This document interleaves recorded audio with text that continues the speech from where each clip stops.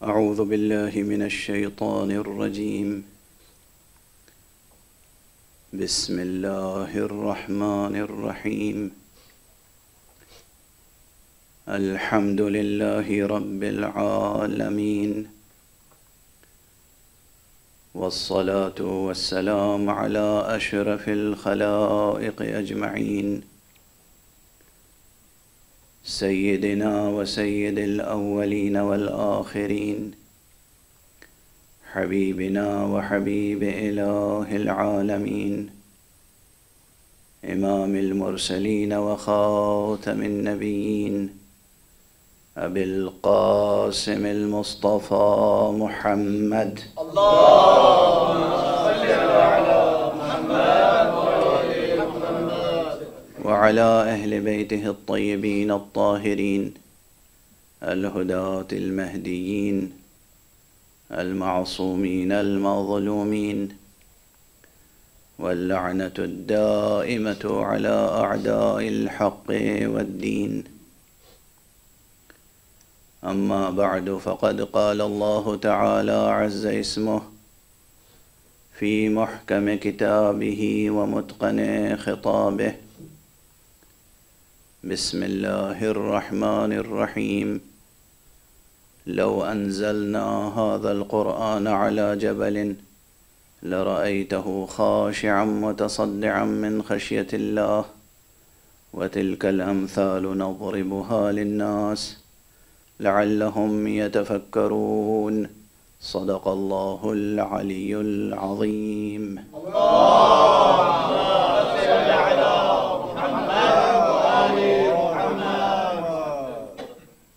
ایک اور بلندتر صلوات پڑھ دیں. اللهم صل على محمد وآل محمد. سن 1442 ہجری اختتام کو پہنچا اور سن 1443 ہجری کا آغاز ہوا. ہلال محرم کے ساتھ نیا نصاب اعضاء شروع ہوتا ہے. یوں تو اس پورے کرۂ ارض پر کوئی ساعت ایسی نہیں گزرتی، کوئی آن ایسی نہیں گزرتی کہ جس میں کہیں نہ کہیں فرش اعضاء بچھا ہوا نہ ہو اور صف اعضاء روشن نہ ہو.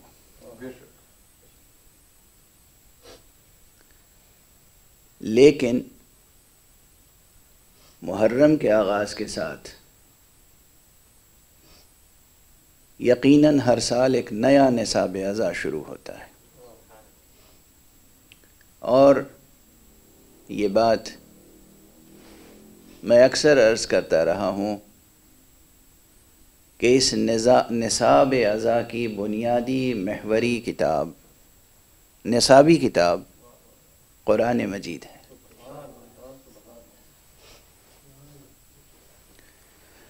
قرآن وہ واحد کتاب ہے جو ہماری نصابی کتاب ہے. قرآن مجید کا یہ مدرسہ ایسا ہے جس پر پورے کرۂ ارض پر بلا مبالغہ سینکڑوں نہیں، ہزاروں نہیں، لاکھوں ممبروں سے مسلسل قرآن مجید کی تلاوت ہوتی ہے، مگر صرف قراءت نہیں ہوتی، صرف الفاظ قرآن کو دہرایا نہیں جاتا. کوشش یہ ہوتی ہے کہ دل و جان کے ساتھ معنی قرآن تک پہنچا جائے.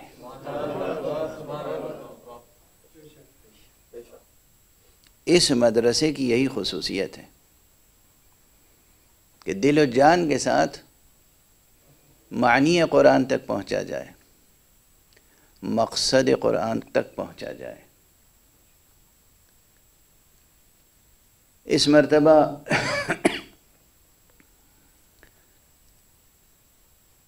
مسجد ایرانیان کے منتظمین نے اور ہمارے بعض مخلص احباب نے متوجہ کیا، اور ان کے متوجہ کرنے پر یہ عنوان میں نے انتخاب کیا کہ عنوان گفتگو ہی قرآن اور حسین رہے۔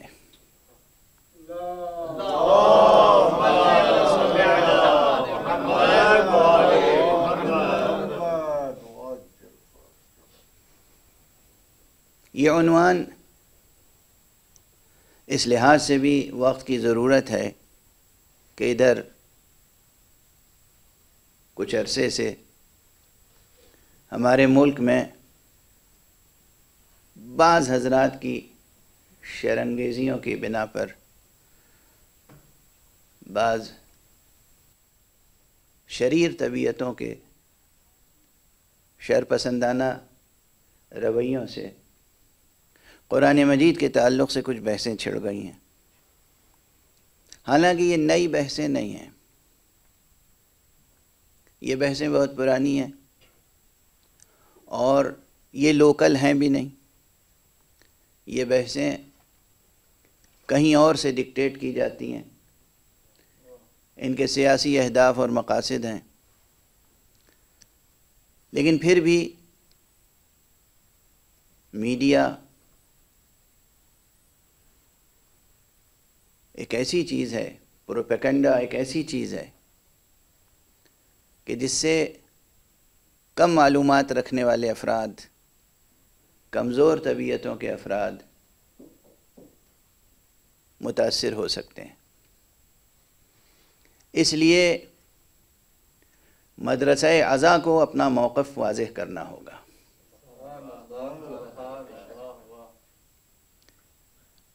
مکتب عزا کو اعلان کرنا ہوگا کہ قرآن مجید کی شان میں کوئی گستاخی قابل برداشت نہیں ہے، اس لیے کہ مکتب ہے کس کا مکتب؟ یہ مکتب اس کا ہے جس کے بابا نے پیدا ہونے کے فوراً بعد قرآن کی تلاوت کی، اور خود جس نے قتل ہونے کے بعد قرآن کی تلاوت کی۔ یہ مکتب ہے کس کا مکتب؟ جس نے نوک نیزہ پر مسلسل قرآن کی تلاوت کی، مسلسل تلاوت کی۔ لفظ مسلسل یاد رکھیے گا اور اس کی دلیل مجھ سے طلب کر لیجیے گا۔ جب موقع ہوا تو آیات کی تلاوت کی، اور جب موقع ہوا تو تفسیر کو بیان کیا۔ اور یہ جملہ بھی اس فقیر کا یاد رکھیے کہ اگر ایک خاص زاویے سے دیکھیے تو آپ کو یہ تسلیم کرنا پڑے گا کہ پورا واقعہ کربلا وجود ہی میں کیوں آیا۔ واقعہ کربلا برپا اس لیے ہوا کہ منکر وحی قرآن سے بیعت طلب کر رہا تھا۔ جو خود منکر وحی تھا وہ قرآن سے بیعت طلب تھا، تو واقعہ کربلا وجود میں آ گیا۔ اس سلسلہ مجالس میں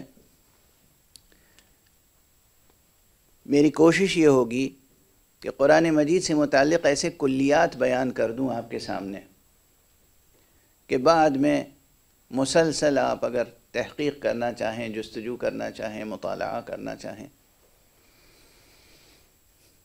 تو آپ کے سامنے عناوین موجود ہوں، راہیں کھلی ہوئی ہوں۔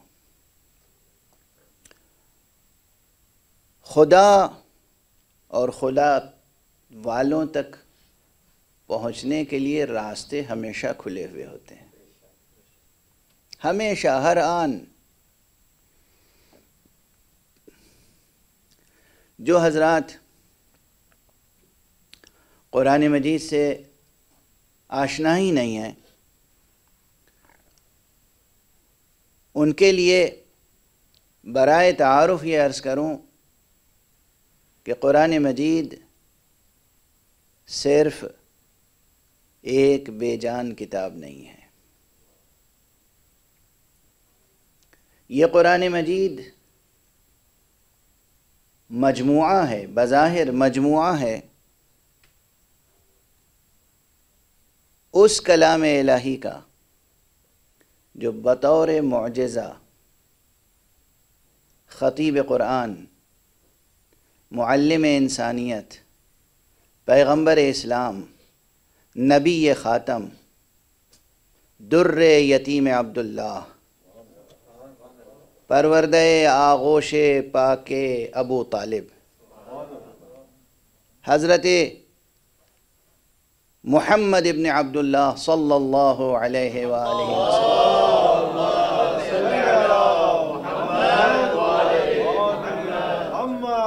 کے قلب مبارک پر نازل ہوا۔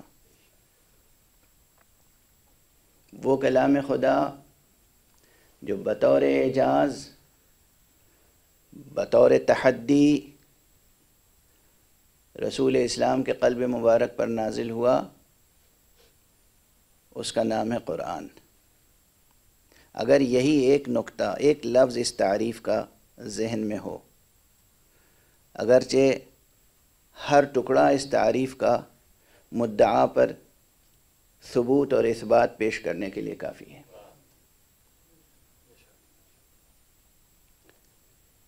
جن لوگوں کو شبہ ہے کہ اس قرآن مجید میں کسی نے کوئی ایک یا چند آیتیں بھی اپنی طرف سے اضافہ کر دیں، اس کے لیے ایک لفظ سب سے پہلے، اگر وہ دائرہ اسلام میں سے، اگر وہ یہ بھی مدعی ہے کہ کلمہ گو ہے، اگر وہ یہ بھی مدعی ہے کہ وہ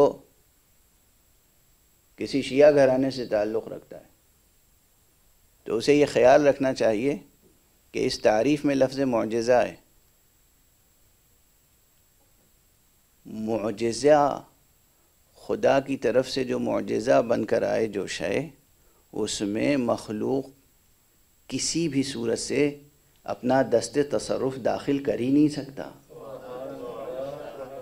یہ ممکن کیسے ہے کہ کوئی شے معجزہ ہو خدا کی طرف سے اور مخلوق اس میں تصرف کر سکے؟ یہ ممکن کیسے؟ ذرا کلیات پہ غور کر لیجئے۔ ایک طرف آپ کا عقیدہ یہ معجزہ ہے، اور ایک طرف آپ یہ فرما رہے ہیں کہ اس میں کسی اور نے تصرف کیا۔ تناقض ہے اس میں۔ ممکن نہیں ہے کہ کوئی شے معجزہ ہو اور پھر اس میں کوئی غیر خدا تصرف کر سکے۔ تو یہ ذہن عالی سے نکال دیں، کہیں نہ کہیں یا جہالت ہے، سفاہت و حماقت ہے، اور یا پھر جہنم کی راہ دکھانے والی سیاست ہے۔ ممکن نہیں ہے کہ قرآن مجید میں کسی قسم کا کوئی تصرف کر سکے کوئی انسان۔ یہ معجزہ ایسا تھا اور ایسا ہے کہ اس میں خود خطیب قرآن جن کے قلب مبارک پر قرآن نازل ہوا، ان کو بھی بحیثیت بشر حق تصرف نہیں تھا۔ اللہ کے کلام میں مصطفیٰ کو حق تصرف نہیں تھا۔ مصطفیٰ پیغمبر تھے، مصطفیٰ پیغمبر تھے، اس پیغام کو، اس پیام کو لوگوں تک پہنچانے کے ذمہ دار تھے۔ اس میں کمی اور بیشی وہ خود نہیں کر سکتے تھے۔ جس کلام میں مصطفیٰ کمی اور بیشی نہ کر سکیں، اس میں کوئی اور کیا کمی اور بیشی کر سکتا ہے؟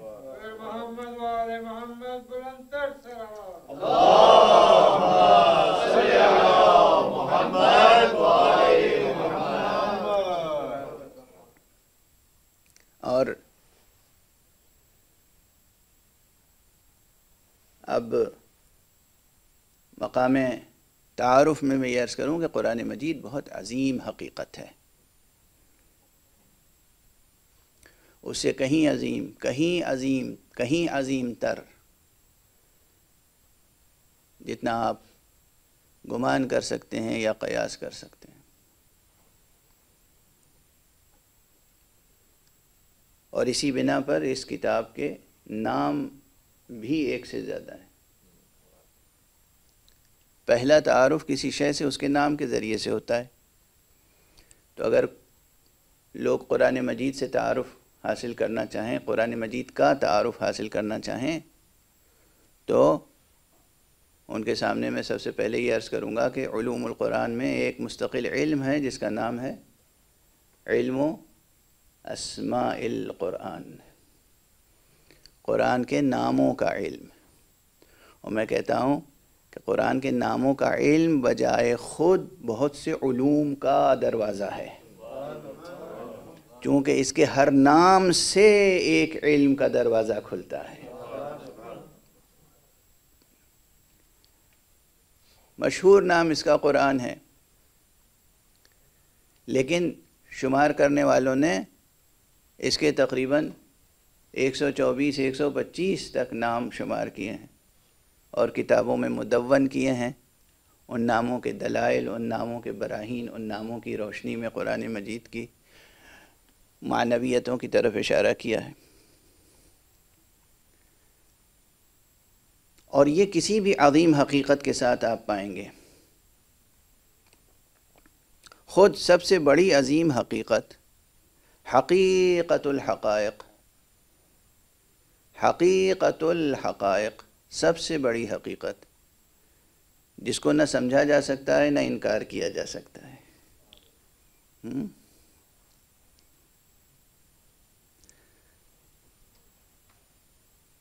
وہ خود ذات باری تعالی ہے۔ اللہ سبحانہ و تعالیٰ کی ذات گرامی سب سے عظیم ہے، بلکہ وہی ایک ذات ہے کہ جو ہے، باقی تو سب اس کے عطا کردہ فیض وجود سے ہیں۔ وہی ایک ذات ہے کہ جو ہے۔ تو اس ذات گرامی کے نام کتنے ہیں؟ مشہور روایت ہے، تقریباً ہر مسلمان کے کانوں تک یہ روایت پہنچی ہوگی کہ حضور علیہ الصلاۃ والسلام نے فرمایا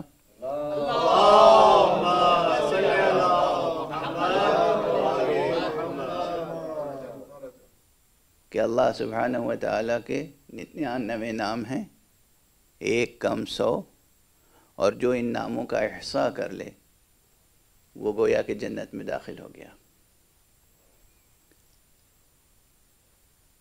اب یہاں پر موقع نہیں ہے کہ میں اس فقرے کی وضاحت کر سکوں احصاء سے مراد کیا ہے، لیکن اس حدیث سے یہ ثابت تو ہوتا ہے کہ اس کے 99 نام ہیں، جو نام اس فہرست میں موجود ہیں۔ اللہ ہے، رحمان ہے، رحیم ہے، کریم ہے، مبدئ ہے، معید ہے، غفار ہے، قہار ہے، جبار ہے، ذوالجلال والاکرام ہے، بہت سے نام ہیں اس کے، 99 نام شمار کر لیں۔ یہ تو ہیں، اس سے یہ ثابت نہیں ہوتا کہ اس کے علاوہ اور اس کا کوئی نام نہیں ہے۔ چنانچہ حقیقت یہ ہے کہ اللہ سبحانہ و تعالیٰ کی جس طرح ذات گرامی نامتناہی ہے، اسی طرح اس کے اسماء نامتناہی ہیں۔ اصول کافی میں ایک روایت میں حضرت امام جعفر صادق علیہ السلام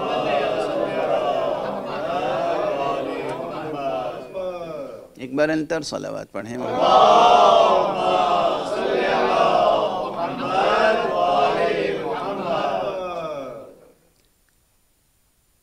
امام سے یہی سوال کیا گیا نام گرامی حق سبحانہ و تعالیٰ کے تعلق سے، تو آپ نے فرمایا اللہ کے نام تو 4000 ہیں۔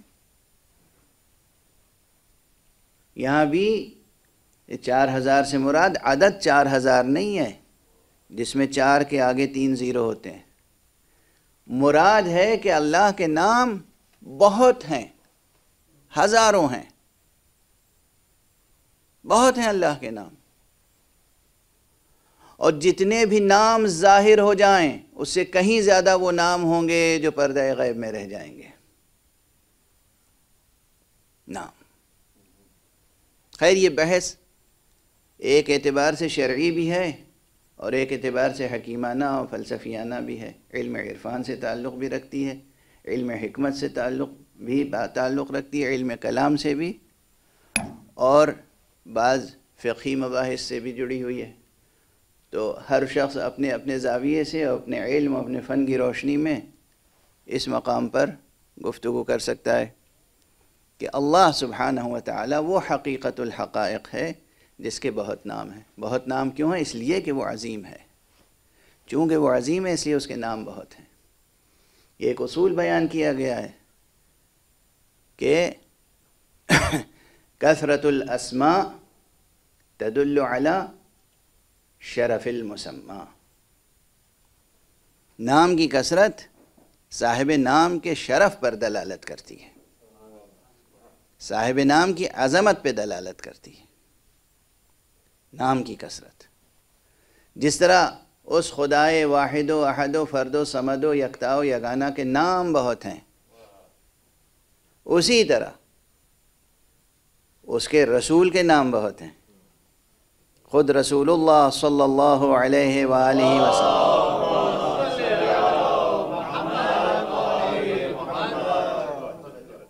ان کے نام بھی بہت ہیں. قرآن مجید میں بھی آپ کے متعدد نام ہیں، القاب ہیں. روایات میں آپ کے متعدد نام ہیں اور القاب ہیں. سب سے مشہور لقب آپ کا، سب سے مشہور اسم گرامی تو محمد ہے، اور اس میں بھی ایک شان نام خداوندی کی یہ ہے کہ نام خدا اللہ بھی ایسا ہے کہ جس پر کوئی نقطہ نہیں ہے، اور نام گرامی محمد بھی ایسا نام ہے جس پر کوئی نقطہ نہیں ہے. اب یہ نقطے کے ہونے اور نہ ہونے میں کیا راز ہے، یہ انشاءاللہ پھر کسی وقت عرض کروں گا. ایک صلوات پڑھ دیجئے محمد.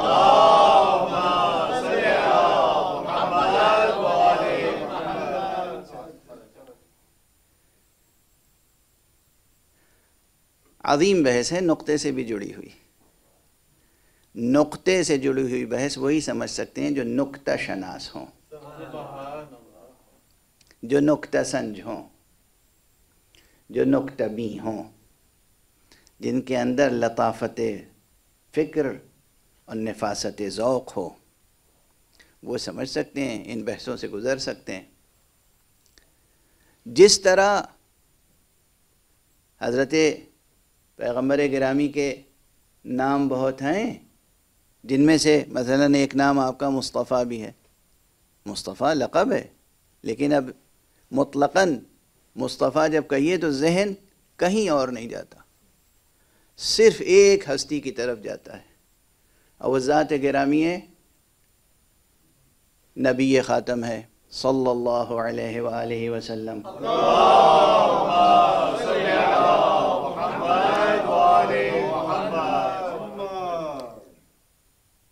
آپ کا یہ لقب قرآن مجید کی آیتوں سے بھی مستنبط ہو سکتا ہے، لیکن عالم اثبات میں جب ہم دیکھتے ہیں عربی زبان و ادب اور لٹریچر میں، تو یہ بھی ایک حقیقت ہے کہ سب سے پہلے یہ لقب آپ کے نام گرامی کے ساتھ جس نے استعمال کیا ہے وہ ذات گرامی ہے جو سب سے پہلی ذات ہے نعت پیغمبر کہنے والی.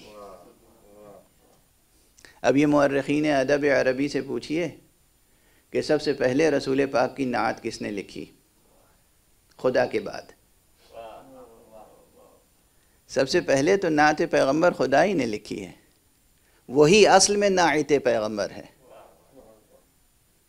غالب کہے گئے ہیں کہ غالب ثنائے خواجب یزداں گذاشتیم، کنزات پاک مرتبت آن محمد است. اے غالب، ہم نے تو محمد کی ثنا خوانی خدا پہ چھوڑ دی ہے کہ وہی جانتا ہے کہ اس کی یہ مخلوق کتنی اچھی، کتنی زیبا، کتنی صفات رکھنے والی، کتنے نعوت رکھنے والی صفت ہے. یہ ان کا مرتبہ داں خدا ہے، جو مرتبہ داں ہے وہی تو مرتبہ بیان کر سکتا ہے.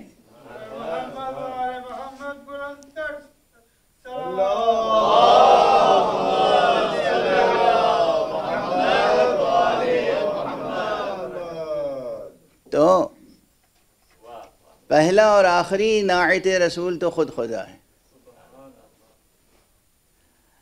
خدا کی ثنا و صفت بیان کرنے والا کوئی تلاش کیا جائے تو مصطفیٰ ہے، اور مصطفیٰ کی ثنا و صفت بیان کرنے والا کوئی تلاش کیا جائے تو خدا ہے، اور پھر ان دونوں کی ثنا و صفت کوئی بیان کرنے والا تلاش کیا جائے تو سوائے مرتضیٰ کے اور کون ہو سکتا ہے؟ ایک صلوات پڑھ دیجئے محمد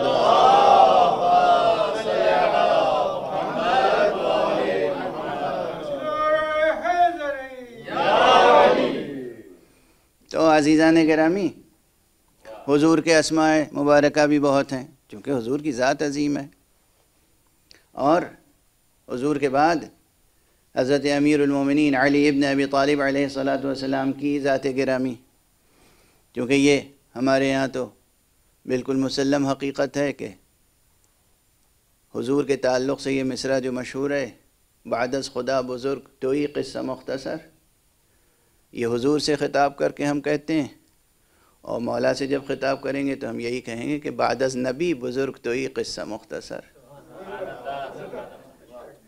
نبی کے بعد علی سب سے بزرگ ہیں۔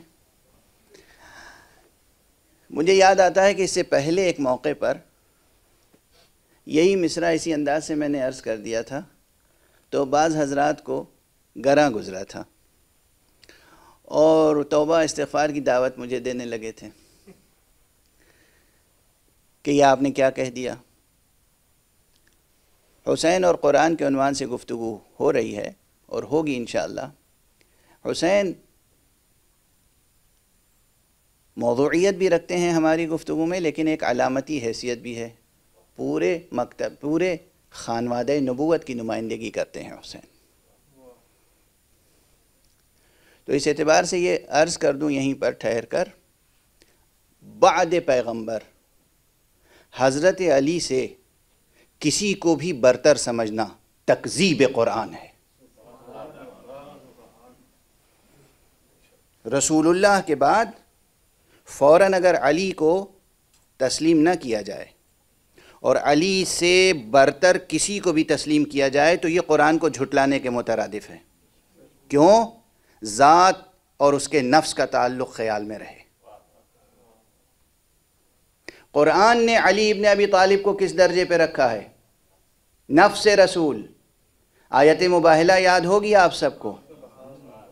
آیت مباہلہ اگر یاد ہے، اور آیت مباہلہ میں کہا گیا فَقُلْ تَعَالَوْا نَدْعُ أَبْنَاءَنَا وَأَبْنَاءَكُمْ وَنِسَاءَنَا وَنِسَاءَكُمْ وَأَنفُسَنَا وَأَنفُسَكُمْ، تو یہاں انفسکم کا اطلاق اگر امیر المومنین علی ابن ابی طالب پر ہو رہا ہے، اس کا مطلب علی نفس رسول ہیں۔ کون ہے اس پوری خلقت میں؟ کون ہے جماعت صحابہ میں؟ کون ہے جماعت انبیاء میں جو محمد کے برابر ہو؟ اور جب کسی ذات کو اللہ سبحانہ وتعالی نفس محمد کہے، اس سے افضل کسی کو بھی تسلیم کرنا تکذیب قرآن ہے، قرآن کو جھٹلانے کے مترادف ہے، اور جو قرآن کو جھٹلانے کا مرتکب ہو وہ اپنا انجام خود ہی سوچ لے۔ ایک صلوات پڑھ دیجئے محمد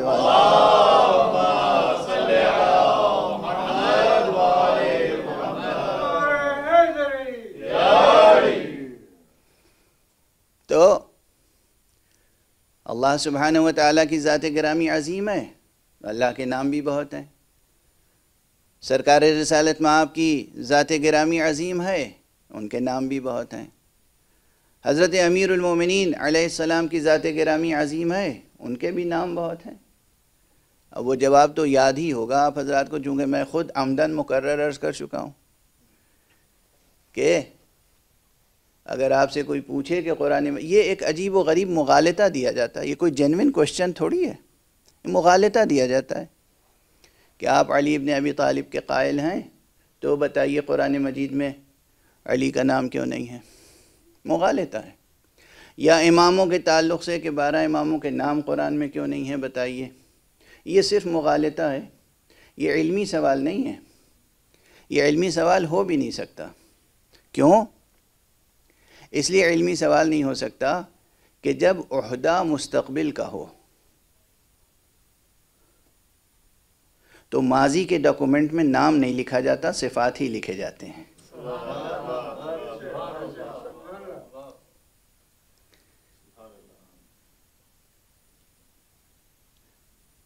عہدہ مستقبل سے متعلق ہے، اور جو دستور تیار کیا جا رہا ہے وہ ماضی میں ہے، تو مستقبل میں عہدے کے مستحق افراد کا نام نہیں لکھا جاتا، صفتیں لکھی جاتی ہیں۔ کیوں؟ نام رکھ لینا بہت آسان ہے، صفتیں پیدا کرنا بہت مشکل ہے۔ محمد والے محمد بلندر صلوات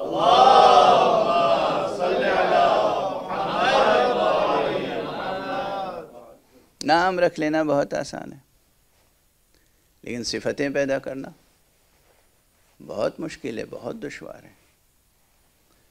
تو خود امیر المومنین علیہ السلام کے کتنے نام ہیں قرآن مجید میں؟ سورہ حمد سے لے کر سورہ ناس تک۔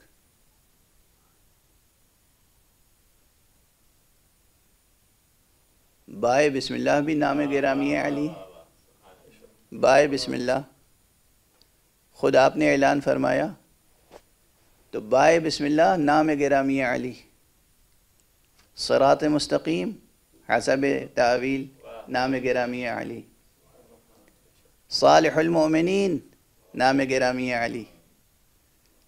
امام کتاب مبین نام گرامی علی ابن ابی طالب۔ اذن واعیہ نام گرامی علی ابن ابی طالب۔ ایمان، ذکر،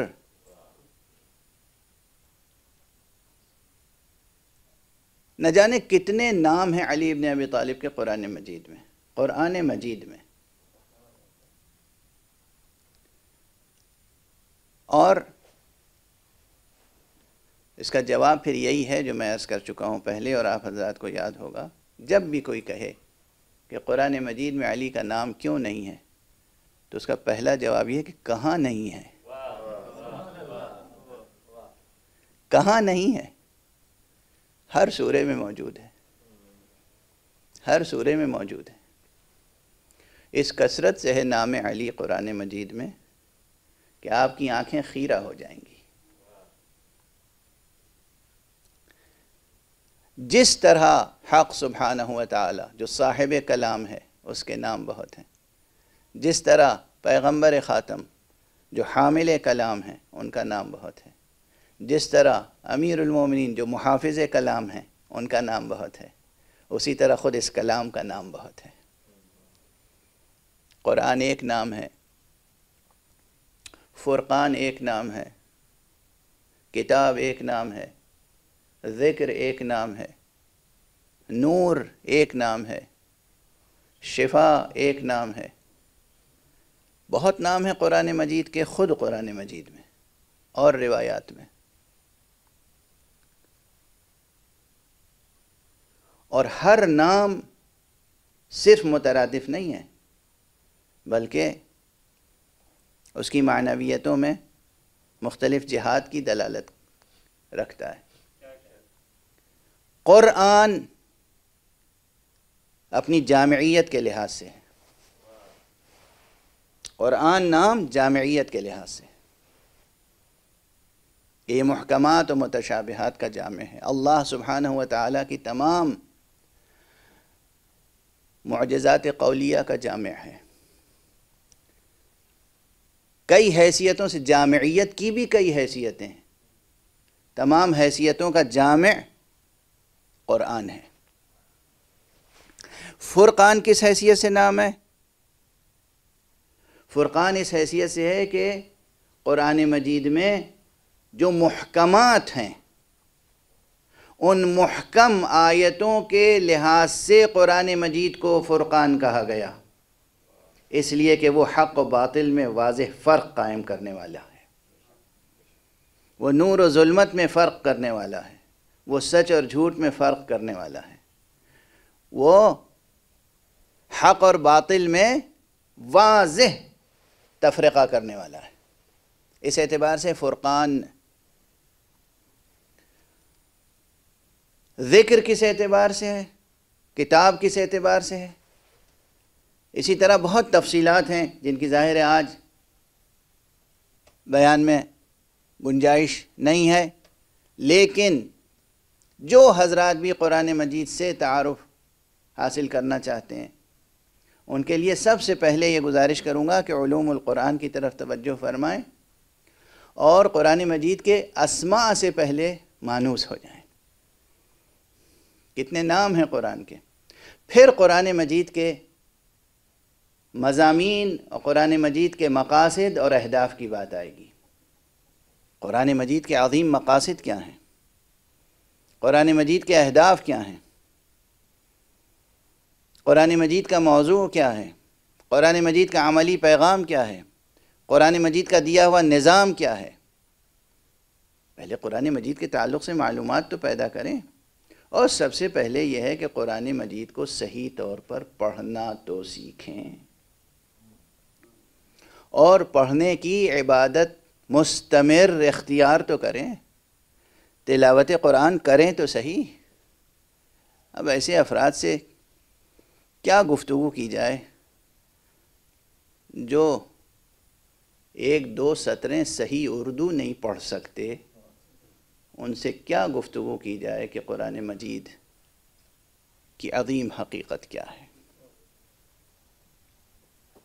بہرحال یہ ایک موضوع ہے، اور چونکہ چھڑا ہوا موضوع ہے تو انشاءاللہ اس عشرے میں ہم گفتگو کریں گے قرآن اور حسین کے عنوان سے۔ قرآن اور حسین ان دونوں ناموں میں عجیب و غریب تعلق ہے۔ خدا کی قسم مجھے ایسا لگتا ہے کہ جیسے قرآن یعنی حسین، حسین یعنی قرآن۔ اور سیرت و سوانح حضرت ابو عبداللہ الحسین علیہ السلام کو تاریخ کی روشنی میں اگر آپ پڑھیں تو اس میں بہت کچھ نظر آئے گا آپ کو، لیکن یہ یاد رکھیے کہ خود امام حسین علیہ السلام نے اپنی حیات طیبہ کو اس طرح گزارا ہے، اور ہر قدم پر اس طریقے سے قرآن مجید کی تلاوت کی ہے، اور قرآن مجید کی تلاوت کرنے والوں کی ہدایت کی ہے کہ گویا آپ یہ پیغام دیتے گئے ہیں کہ دیکھو ہماری سیرت درباری مورخوں کے بیانات کی روشنی میں مرتب نہ کرنا، ہماری سیرت مرتب کرنا ہو تو قرآن مجید کی آیتوں کی روشنی میں مرتب کرنا۔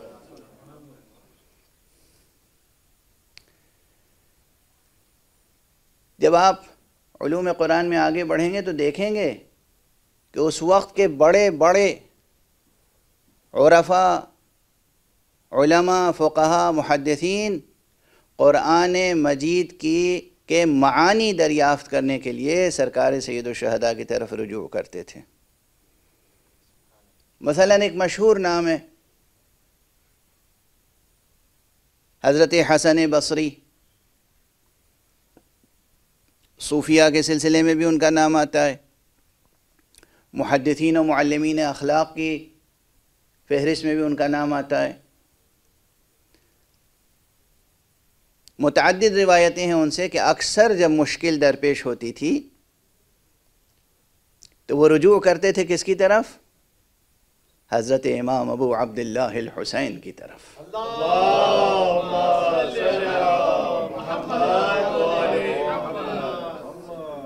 ایک اور بلندر صلوات پڑھ دیجئے محمد۔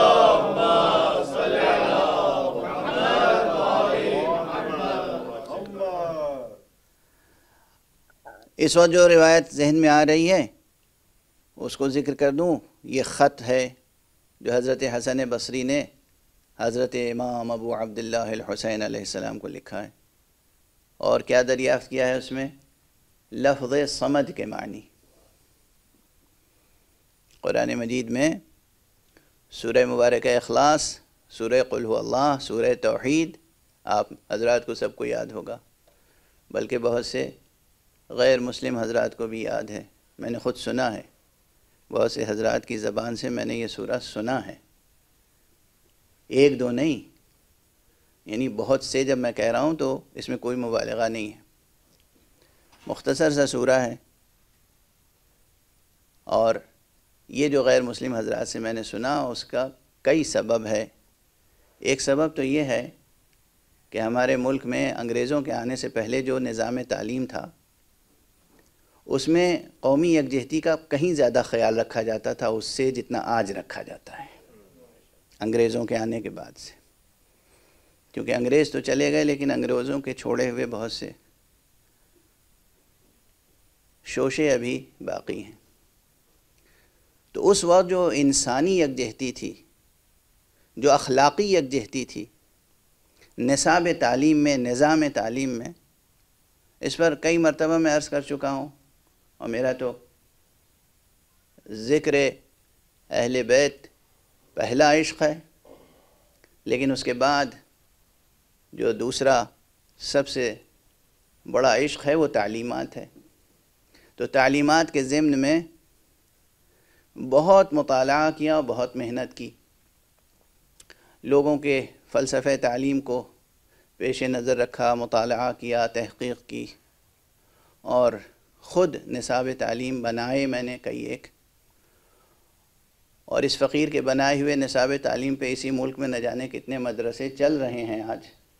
کچھ اعتراف کرتے ہیں، کچھ اعتراف نہیں کرتے، یہ ایک الگ بحث ہے، لیکن یہ میرا پیشن ہے، یہ میرا سب سے بڑا شوق ہے تعلیمات۔ تو مجھے معلوم ہے کہ اس وقت نظام تعلیم کتنا صالح، کتنا پاکیزہ، کتنا انسانی اقدار سے لبریز تھا اس بھارت، اس ہندوستان کا نظام تعلیم۔ ایک ہندو پنڈت بیٹھ کر ہندو مسلمان سب کو ہندی بھی پڑھاتا تھا، سنسکرت بھی پڑھاتا تھا، عربی بھی پڑھاتا تھا، فارسی بھی پڑھاتا تھا، اور ایک مسلمان مولوی بیٹھ کر ہندو مسلمان سب کو سنسکرت بھی پڑھاتا تھا، ہندی بھی پڑھاتا تھا، فارسی بھی پڑھاتا تھا، عربی بھی پڑھاتا تھا، انسانی اقدار بھی پڑھاتا تھا۔ تو یہ جو کلچر تھا جس میں مذہب کی بنیاد پر نظام تعلیم میں تفریق نہیں تھی، مذہب کے نام پر سماج میں کوئی نفرت نہیں تھی، ایک دوسرے کی قدر کرتے تھے بحیثیت انسان کے، یہ قدریں آج بھی لازمی ہے کہ ہم ان قدروں کو فروغ دیں۔ اگر ہم نے فروغ نہیں بخشا، فروغ نہیں دیا ان قدروں کو، تو ہم پورے عالم انسانیت کے سامنے گناہ گار ہوں گے۔ بہرحال بات کہیں سے کہیں چلی گئی، میں تو صرف عرض یہ کر رہا تھا کہ بہت سے غیر مسلم حضرات سے میں نے قرآن مجید کے بہت سے سورے سنے، سورہ قل هو اللہ احد، سورہ قل اعوذ برب الفلق، قل اعوذ برب الناس،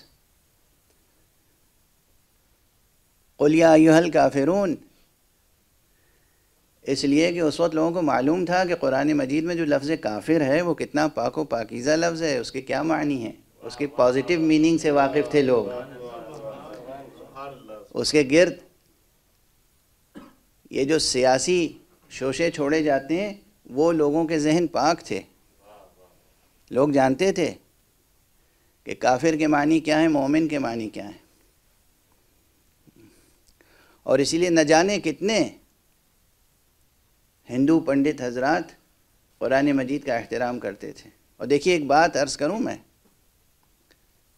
خود میں ہر اس کتاب کا احترام کرتا ہوں جو منسوب ہے آسمان کی طرف۔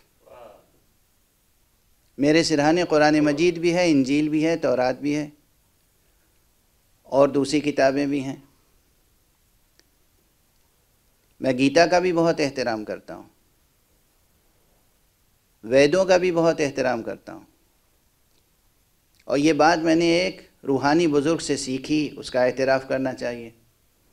میرے سامنے وہ اٹھے، انجیل اٹھائی اور انہوں نے اس طرح بوسہ دیا اسے جیسے قرآن کو بوسہ دیتے ہیں، اس کے بعد نکال کے مجھے انجیل میں سے ایک دو آیتیں سنائیں۔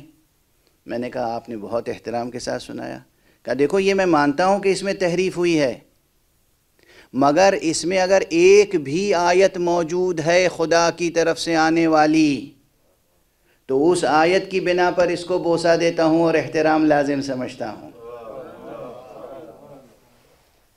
اللہ سبحانہ و تعالیٰ کی طرف سے نازل ہونے والی ایک بھی آیت اگر موجود ہے توریت میں، جبکہ ایک سے زیادہ موجود ہیں، خود میرے پاس عبرانی زبان میں توریت موجود ہے، اور اس میں وہ آیت بھی موجود ہے جس میں حضرت اسماعیل کا تذکرہ ہے، اور جس میں خمسہ نجبہ کا تذکرہ ہے، اور جس میں 12 اماموں کی امامت کا تذکرہ ہے۔ آپ کہتے ہیں قرآن میں کہاں ہے؟ میں کہتا ہوں توریت میں بھی ہے، انجیل میں بھی ہے۔ کوئی صحیفہ آسمانی ایسا نہیں ہے جو نام محمد اور اہل بیت محمد سے خالی ہو۔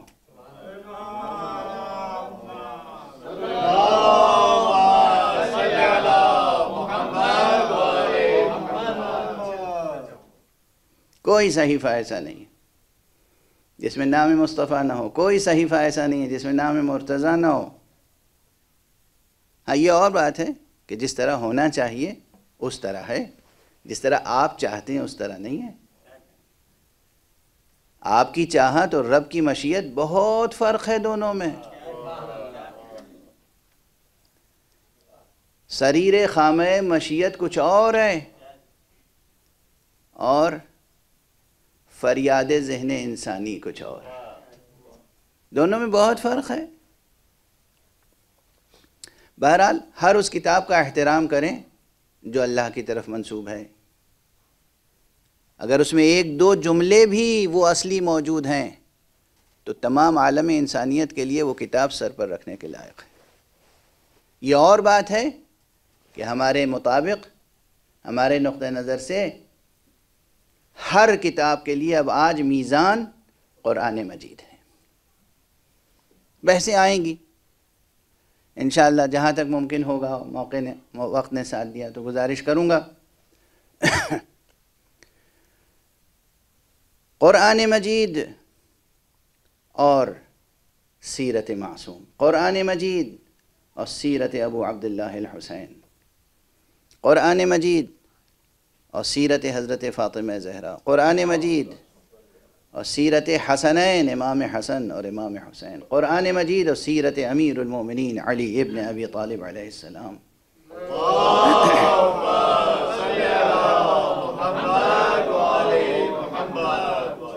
ان تمام سیرتوں میں وحدت کا رشتہ ہے۔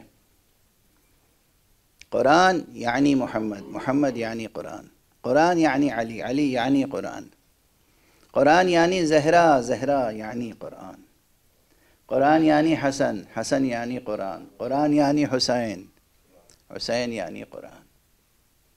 اسے خطابت نہ سمجھیے گا، صرف میں بہت آہستہ لہجے میں آپ کے سامنے عرض کر رہا ہوں، عنوانات قائم کر رہا ہوں صرف۔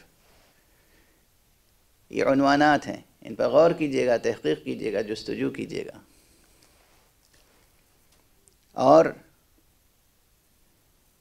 ایک بات کا خیال رکھیے گا، آئندہ کبھی تحریف قرآن کی بات نہ کیجیے گا۔ یہ جو سامنے مجمع بیٹھا ہے خاص اس مجمع کے تعلق سے کہہ رہا ہوں، لیکن اس بیان کی معنویت دوسرے بھی سمجھ سکتے ہیں۔ آپ کا عقیدہ کیا ہے امیر المومنین کے بارے میں؟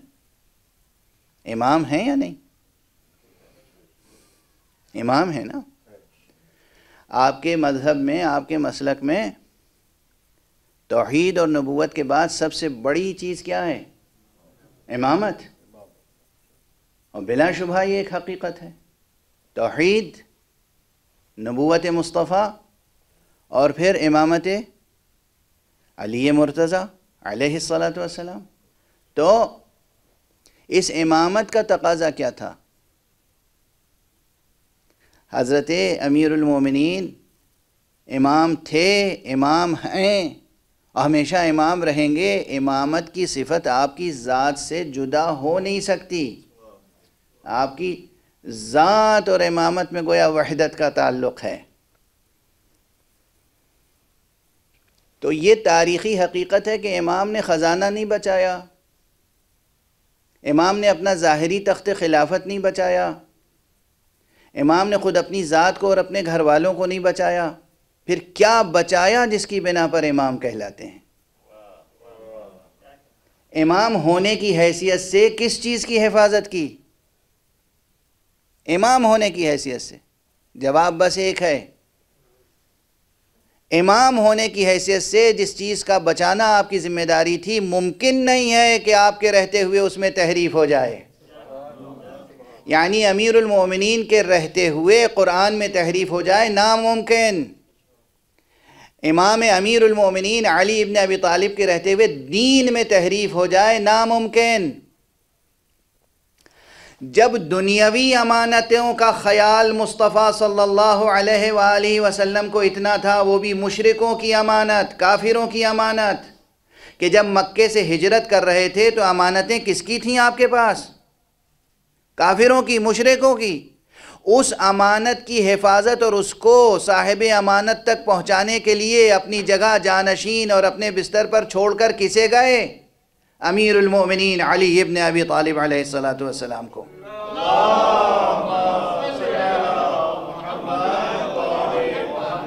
اور حضرت وصی حق، وصی برحق امیر المومنین علیہ السلام نے ہر ایک کی امانت اس کو ویسے ہی سونپی۔ رسول اللہ نے مشرکین اور کافرین کی امانتیں حضرت کے سپرد کی اور ان تک حضرت نے پہنچائیں۔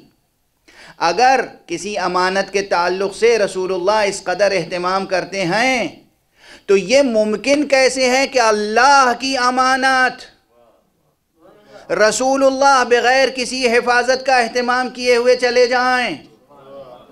اللہ کی امانت تھی یہ قرآن، اللہ کی امانت تھا یہ دین، اس لیے اس دین کی حفاظت کے لیے چھوڑا تھا امیر المومنین علی ابن ابی طالب علیہ السلام کو۔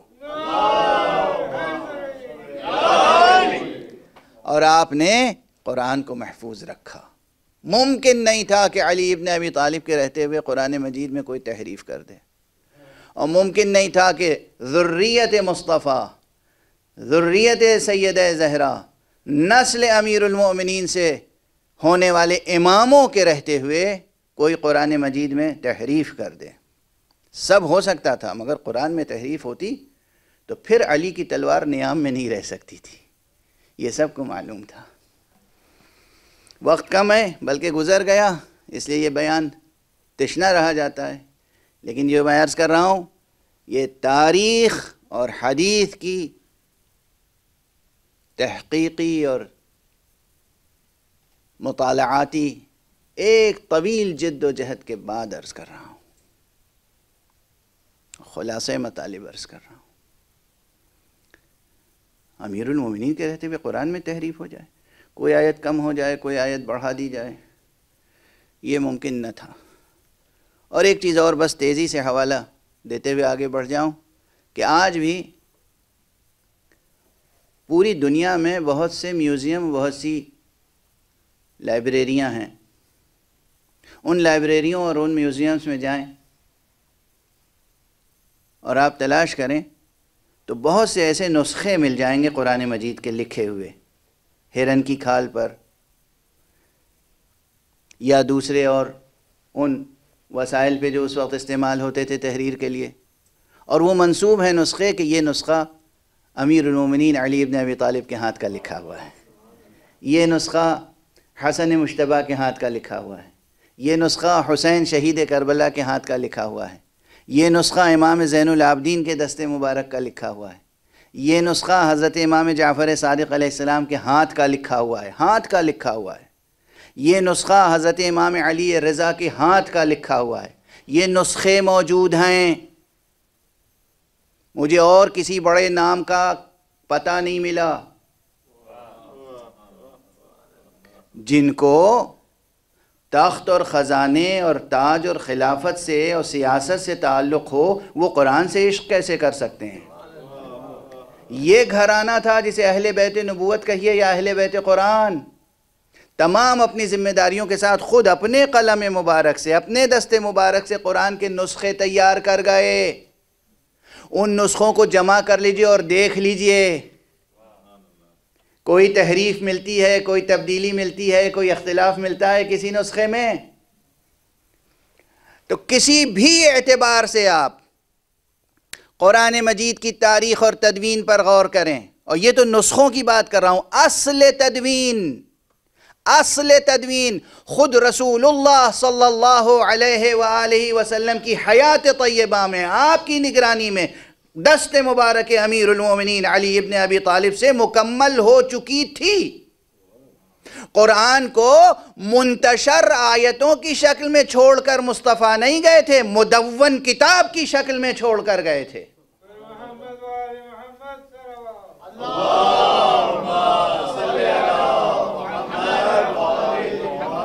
اور اس کے دلائل بھی بہت ہیں، ایک دو نہیں، بہت سی دلیلیں ہیں اس پر۔ مثلا وقت گزر چکا لیکن ایک مثال بس عرض کر کے آگے بڑھ جاؤں۔ خود رسول پاک صلی اللہ علیہ وآلہ وسلم کی زبان مبارک سے بہت سی روایتیں ہیں کہ اس سورے کی تلاوت کا یہ ثواب ہے، سورہ یاسین پڑھو گے تو یہ ثواب ہے، سورہ بقرہ پڑھو گے تو یہ ثواب ہے، سورہ آل عمران پڑھو گے تو یہ ثواب ہے، سورہ کہف پڑھو گے تو یہ ثواب ہے۔ اگر سورے مرتب مدون مشخص موجود نہیں تھے تو کس مجموعہ آیات کی طرف اشارہ تھا؟ غور فرما رہے ہیں آپ؟ اگر یہ سب ترتیب بعد میں ہوئی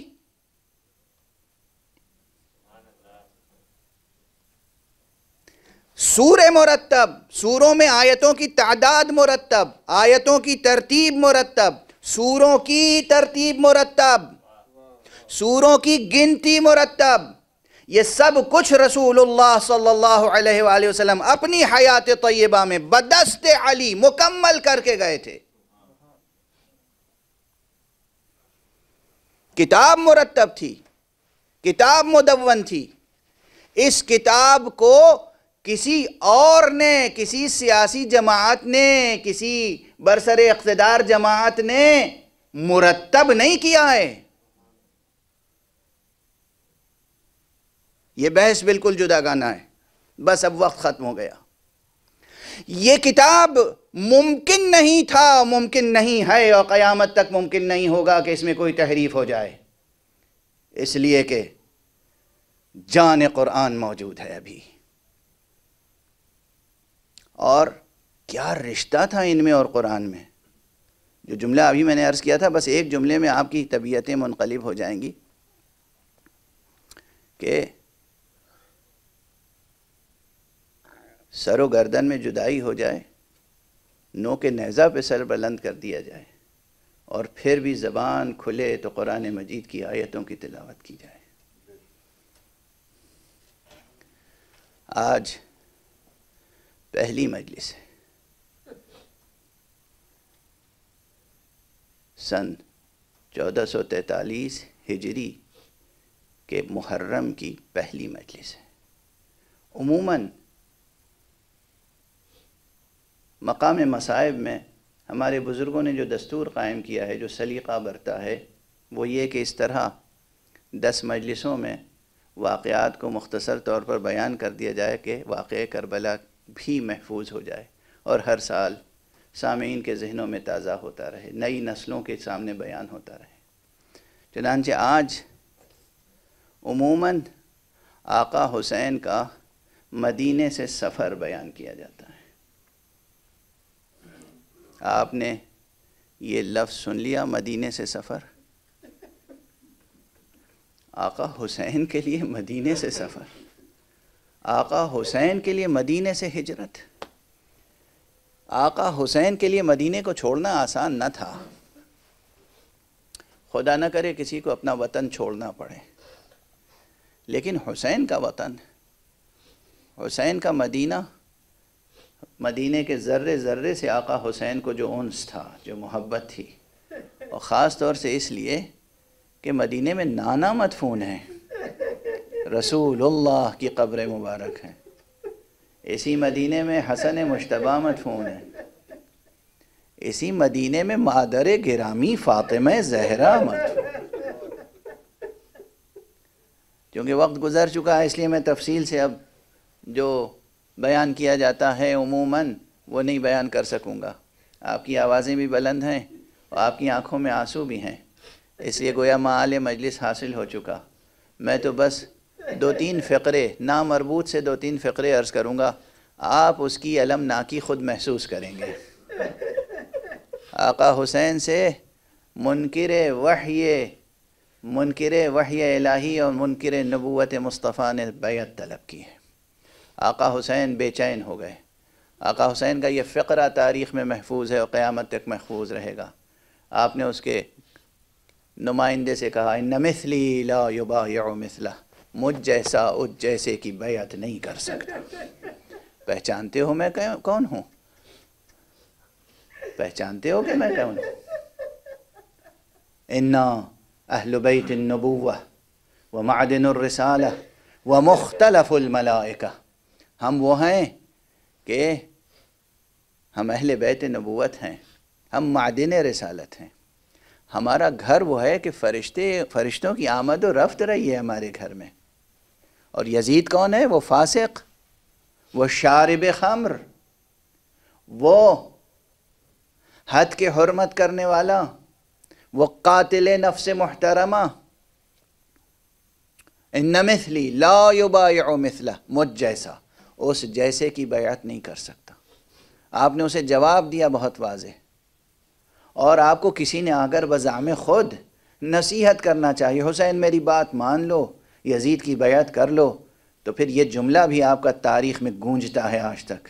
وعلی الاسلام السلام اذا ابتلیت الامت براع مثل یزید، اس اسلام پر سلام ہے اگر یہ امت مبتلا ہو جائے ایک ایسے سربراہ کی سربراہی میں جیسا کہ یزید ہے۔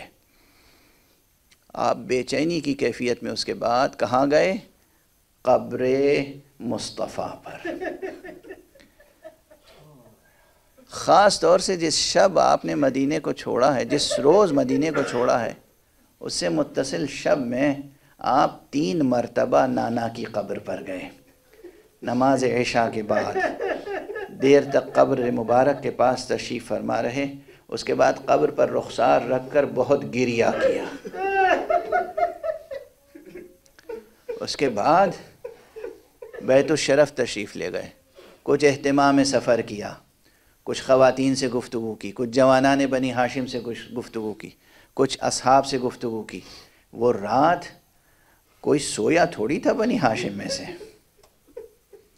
نصف شب کا ہنگام ہوا، پھر قبر مصطفیٰ پہ تشریف لائے۔ نا آپ کی قبر سے جدا ہونے آسان نہیں ہے۔ کچھ دیر تک بیٹھے، تشریف فرما رہے، رخسار رکھ کر قبر مبارک پر گریہ کرتے رہے، رب سے مناجات کرتے رہے، پھر بیت الشرف تشریف لے گئے۔ سحر کا ہنگام ہوا، پھر قبر مبارک پر آئے۔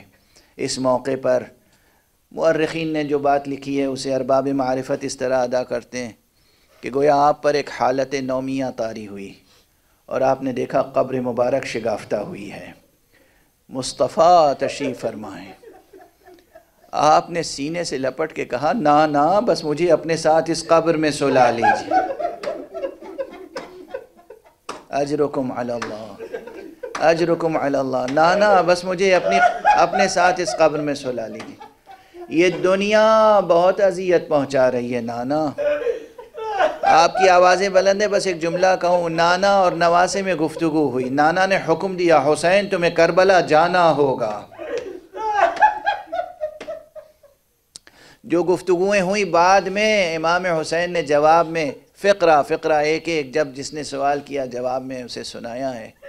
چنانچہ جب حضرت محمد حنفیہ نے، چونکہ ایک رات قبل بھی حضرت محمد حنفیہ بہت منتیں سماجتیں کر کے بھائی کو یہ گویا اپنے طور پر تاکید کر کے گئے تھے کربلا نہ جائیے، مدینہ نہ چھوڑیے، جب دیکھا آ کر صبح کہ حسین کا قافلہ تیار ہے تو محمد ابن حنفیہ نے کہا فرزند رسول آپ سے میں نے بہت گزارش کی تھی آپ تشریف نہ لے جائیں، تو آپ نے کہا کہ محمد حنفیہ میرے بھائی، میرے نانا نے مجھے صاف صاف حکم فرما دیا ہے اور فرمایا ہے کہ شاء اللہ ان یراک قتیلا، اللہ کی مشیت یہ ہے کہ وہ تمہیں اپنی راہ میں کشتہ جور و جفا دیکھے۔ فوراً محمد حنفیہ نے تڑپ کے کہا آقا پھر آپ جائیں، یہ خواتین یہ مخدرات عصمت و طہارت کو لے کر کیوں جا رہے ہیں؟ آپ نے فرمایا میرے بھائی شاء اللہ ان یراہن سبایا، اللہ کی مشیت یہ ہے کہ انہیں اپنی راہ میں رسن بستہ دیکھے، انہیں اسیر دیکھے۔ اجرکم علی اللہ، اجرکم علی اللہ، اجرکم علی اللہ۔ حسین نے مدینہ چھوڑا، اور جب مدینہ چھوڑ رہے تھے تو حسین کی زبان مبارک پر یہ آیت تھی، فخرج منها خائفا يترقب قال رب نجنی من القوم الظالمین۔ اے پروردگار، یہ جناب موسیٰ کی زبان مبارک پر جو آیت تھی، جو قرآن مجید نے حکایت کی ہے، وہ آیت آپ کی زبان مبارک پر تھی، یعنی آپ اعلان فرماتے جا رہے تھے کہ دیکھو میری راہ انبیاء ہے، میرا راستہ انبیاء کا راستہ ہے، میرا یہ سفر اللہ کی راہ میں ہے، یہ میرا سفر دنیاوی خلافت و حکومت کے لیے نہیں ہے، یہ میرا سفر اس لیے ہے تاکہ پوری انسانیت کو انسانیت یاد دلاؤں، پوری ملت کو نجات کی راہ دکھاؤں، اور اللہ سبحانہ و تعالیٰ سے وہ حق شفاعت حاصل کروں کہ گنہگاروں کے لیے شفاعت کر سکوں۔ انا للہ و انا الیہ راجعون، رضا بقضائہ و تسلیما لامرہ۔ پروردگار ہمیں علوم قرآن اور معارف اہل بیت سے آشنا فرما۔ پروردگار ہمیں قرآن مجید اور اہل بیت مصطفیٰ کی محبت میں جان دینے کی توفیق عطا فرما۔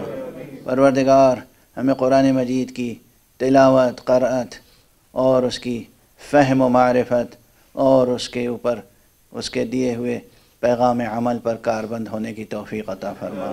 پروردگار ہمیں نصرت اہل بیت میں زندگی بسر کرنے کی مکمل توفیق عطا فرما۔ پروردگار ملت اسلامیہ کو ملت قرآن بنا دے۔ پروردگار معبود عالم انسانیت میں بے چینیاں ہیں، وبائیں ہیں، امراض ہیں، فتنے ہیں، سازشیں ہیں۔ پروردگار عالم انسانیت کو عالم امن بنا دے، عالم انصاف بنا دے، اپنی رحمت و رافت سے، اپنے فیضان ولایت سے، اپنے فیضان توحید سے مستفیض فرما۔